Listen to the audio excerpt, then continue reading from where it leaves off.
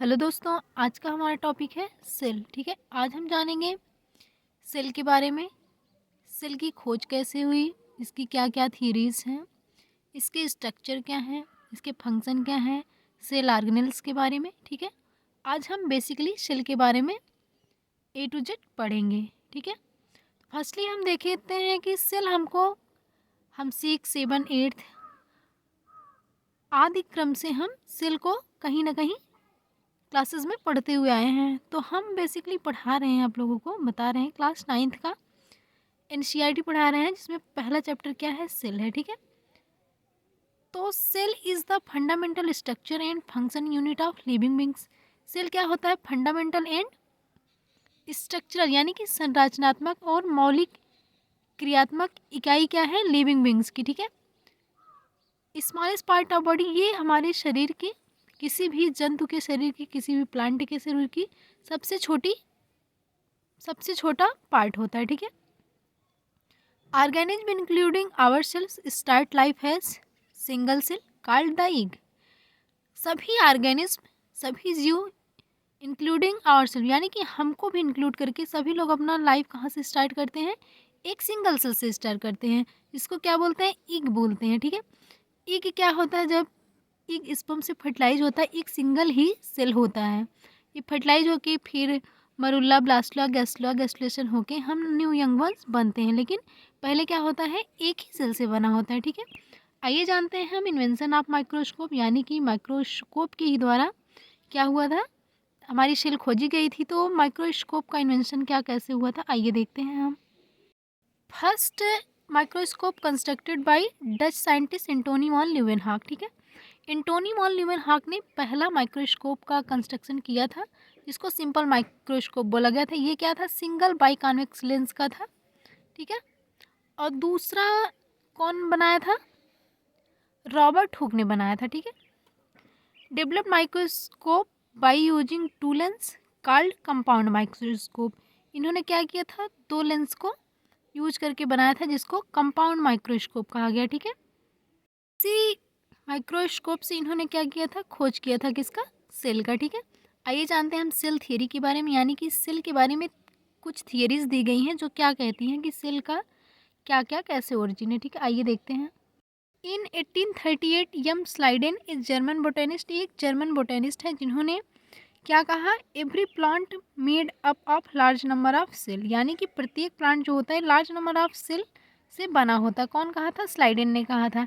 फिर एक स्वान नामक जर्मन जूलॉजिस्ट थे, जिन्होंने क्या किया, इन्होंने क्या डिक्लेयर किया, that all animal and plant are composed of cell which serve as the unit of structure and function. ठीक है, यानी कि इन्होंने क्या बताया कि सभी एनिमल और प्लांट में किससे बने होते हैं, सेल से बने होते हैं, और वो सेल क्या करती है, सर्व एज द, यानी कि किसके रूप में फंक्शन करती है, संरचनात्मक और क्रियात्मक इकाई के रूप में फंक्शन करती है, जो कि बॉडी में प्लांट और एनिमल के। ठीक है, इसको किसने कहा था, स्वान ने कहा था। स्लाइडन एंड स्वान का यही थियरी था। ठीक है, कि प्रत्येक कोशिका जो होती है, प्रत्येक शरीर जो होता है प्लांट और एनिमल का किससे बना होता है, कोशिका से बना होता है, सेल से बना होता है। ठीक है, साइंटिस्ट थे रुडोल्फ विरकोव, जिन्होंने क्या बताया, cell arises from pre existing cell, यानी कि सेल कहाँ से, पहले की पूर्ववर्ती कोशिका से ही कोशिका नई कोशिका बनती है, यानी कि cell arises from pre existing cell. ठीक है, cell theory stated 3 major point, cell theory 3 major points बताती है। क्या बताती है, cell is the smallest unit of structure of all livings, यानी कि सेल क्या है, स्मॉलेस्ट स्ट्रक्चर यूनिट है लिविंग बींग्स की। ठीक है, और क्या कहती है, unit of function of all living things, और क्या है, शरीर की क्रियात्मक इकाई है, संरचनात्मक इकाई है, और कौन सी इकाई है, क्रियात्मक इकाई है सभी लिविंग बींग्स की। ठीक है, और क्या कहता है, cells arises from the pre existing cell, यानी कि सेल पूर्ववर्ती कोशिका से बनी होती है। ठीक है, देखते हैं ऑर्गेनिज्म को 3 पार्ट्स में डिवाइड किया, सिंगल सेल्ड ऑर्गेनिज्म होते हैं, फ्यू सेल्ड होते हैं, और मल्टी सेल्ड होते हैं। ठीक है, तो सिंगल सेल्ड एनिमल्स कौन कौन से हैं, ऑर्गेनिज्म कौन है, बैक्टीरिया है, ईस्ट है, और क्या है, अमीबा है। ठीक है, और फ्यू सेल्ड में कौन कौन आता है, स्पाइरोगाइरा है, वल्वाक्स है। ठीक है, जो कि ये एल्गी हैं। और मल्टी सेल्ड में human beings and all plants and all human beings क्या कॉर्डेट कह सकते हैं। ठीक है, जो भी ऑर्गेनिज्म है बैक्टीरिया को छोड़ के, बैक्टीरिया स्पायरोगाइरा वॉलबॉक्स को छोड़ के सभी क्या होते हैं, मल्टी सेल्ड होते हैं। ठीक है, आइए देखते हैं हम सेल साइज क्या होती है। स्मॉलेस्ट सेल कौन होती है, बैक्टीरिया सबसे स्मॉल होती है, जिसमें कि पीपीएलओ होती है जो सबसे छोटी कोशिका होती है। और लार्जेस्ट सेल कौन होती है, नर्व सेल होती है। और लॉन्गेस्ट सेल कौन सी होती है, सॉरी, लॉन्गेस्ट सेल कौन सी होती है, नर्व सेल होती है। जबकि लार्जेस्ट सेल कौन होती है, बर्ड एग यानी कि ऑस्ट्रिच का, शुतुरमुर्ग का अंडा की कोशिका हो जाती है, सबसे बड़ी होती है। ठीक है, जानते हैं पार्ट ऑफ सेल, यानी कि सेल कैसे कैसे बना होता है। सेल में लिविंग पार्ट्स भी होते हैं, नॉन लिविंग पार्ट्स होते हैं। ठीक है, तो आउटर मोस्ट कवरिंग में हम देखते हैं लिविंग पार्ट क्या होती है, सेल मेम्ब्रेन होती है। जबकि नॉन लिविंग पार्ट क्या होती है, सेल वॉल होती है। और जबकि हम साइटोप्लाज्म में देखेंगे लिविंग और नॉन लिविंग इसमें भी होता है। तो इसमें जितने भी सेल ऑर्गेनेल्स होते हैं सब लिविंग्स होते हैं। ठीक है, जबकि granules, vacuoles and fat droplets जो होती है वो क्या होती है, नॉन लिविंग होती है। ठीक है, साइटोप्लाज्म में। न्यूक्लियस में भी लिविंग और नॉन लिविंग थिंग्स होती हैं। न्यूक्लियस में जो होती है nuclear membrane, nuclei, chromatin fibre आदि क्या होती हैं, लिविंग होती हैं। जबकि न्यूक्लियोप्लाज्म कैसा होता है, नॉन लिविंग होता है। ठीक है, तो हमने देखा पार्ट्स के आधार पे नॉन लिविंग और लिविंग सेल के बारे में, यानी कि सेल ऑर्गेनेल्स के बारे में, जो लिविंग होते हैं और नॉन लिविंग होते हैं। ठीक है, हमने देखा आउटर कवरिंग पे, साइटोप्लाज्म में और न्यूक्लियस में। ये हम जानते हैं सेल स्ट्रक्चर के बारे में। आउटर मोस्ट कवरिंग इसकी क्या होती है, सेल वॉल होती है। तो बैक्टीरिया की सेल वॉल किससे बनी होती है, फास्फोलिपिड और ग्लाइकोप्रोटीन से। फंजाई की सेल वॉल किससे बनी होती है, काइटिन से। और लार्ज प्लांट की सेल वॉल किससे बनी होती है, सेलुलोज से। सेल वॉल जो होती है एनिमल सेल में एब्सेंट होती है, जबकि प्लांट सेल में प्रेजेंट होती है। ठीक है, हम देखेंगे बॉडी ऑफ सेल वॉल सबसे पहले कौन खोज किया था, रॉबर्ट कोच ने किया था। इसका सेल वॉल कैरेक्टर हम देखेंगे, नॉन लिविंग रिजिड लेयर होती है, मेनली कंपोज्ड ऑफ सेलुलोज, और मेनली ये सेलुलोज की बनी होती है और फ्रीली परमिएबल होती है। ठीक है, इसके फंक्शन क्या है, give rigidity, provide protection and shape of cell. ये क्या करता है, रिजिडिटी देता है और प्रोटेक्शन देता है सेल को। ठीक है, प्लांट सेल को। प्लांट का हार्डनेस इसी के कारण होता है क्योंकि इसमें सेल वॉल पाया जाता है। ठीक है, हम देखते हैं सेकेंड मेम्ब्रेन जो कि प्लाज्मा मेम्ब्रेन होती है, जिसको सेल मेम्ब्रेन या प्लाज्मा लेमा बोलते हैं। ये क्या होता है, lies next to the cell wall, यानी कि सेल वॉल के बाद यही पाई जाती है।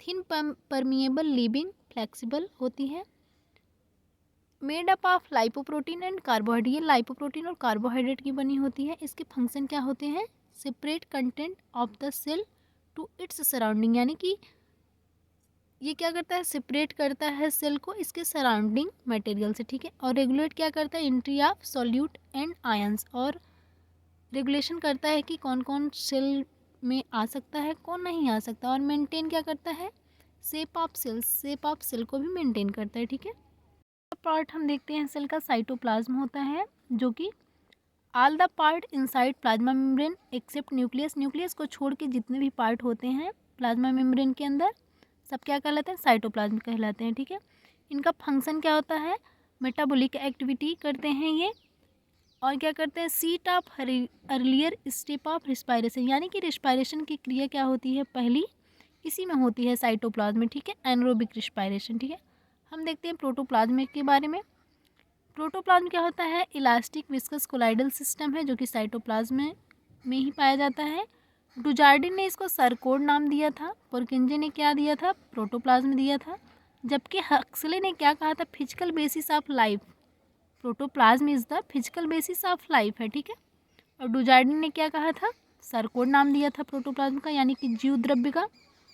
पुरकिंजे ने क्या कहा था, प्रोटोप्लाज्म कहा था। ठीक है, करके अब सेल ऑर्गेनेल्स के बारे में देखते हैं। पहला हम देखते हैं ईपीआर, इंडोप्लाज्मिक रेटिकुलम। ये क्या करता है, supportive framework of the cell. ठीक है, और क्या करता है, synthesis and transport of protein and fat. ये क्या करता है, सिंथेसिस करता है किसका, प्रोटीन और फैट का। ठीक है, सिंथेसिस और ट्रांसपोर्ट करता है। और supportive framework of the cell, यानी कि स्केलेटन ऑफ द सेल भी इसको बोलते हैं। इसकी खोज कौन किया था, के.आर. पोर्टर ने किया था।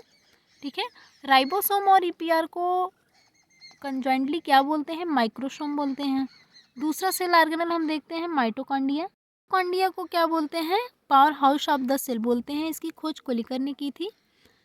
ठीक है, स्ट्रिएटेड मसल में अल्टमान ने इसको बायोप्लास्ट कहा था, जबकि सीबेंडा ने इसे माइटोकॉन्ड्रिया कहा था, ठीक है। और इसकी यूनिट क्या है, क्रिस्टी है। और ये अपना स्वयं का डीएनए और राइबोसोम रखता है, ठीक है। इसको एनर्जी करेंसी भी बोलते हैं, ठीक है, माइटोकॉन्ड्रिया को। तीसरा स्ट्रक्चर हम देखते हैं Golgi apparatus। Tightened membrane sac like होता है, ट्यूबुल और वेसिकल और वैक्यूल्स इसमें पाए जाते हैं। इसको हम क्या बोलते हैं, पाओ traffic police of the cell, यानी कि ये छटनी करता है सेल में कौन सी चीज़ें रह सकती हैं, कौन सी नहीं रह सकती हैं। हार्मफुल को बाहर कर देता है, आने ही नहीं देता सेल में, ठीक है। इसका फंक्शन क्या होता है, synthesis and secretion of enzyme, ठीक है।